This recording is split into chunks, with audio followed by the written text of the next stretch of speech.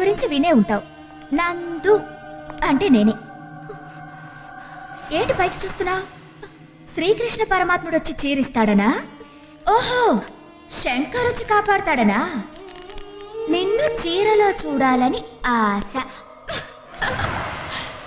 పాపం నీకోసం bus stop లో ఎదురు చూస్తూ ఉండుంటాడు. నువ్వేమో చీర ఓడదీస్తే ఇక్కడొచ్చి కూర్చున్నావు. నాకు చీరిస్తారా? ఎందుకు ఇవ్వను? తప్పకుండా ఇస్తాను. నా చీరైనా పర్లేదా?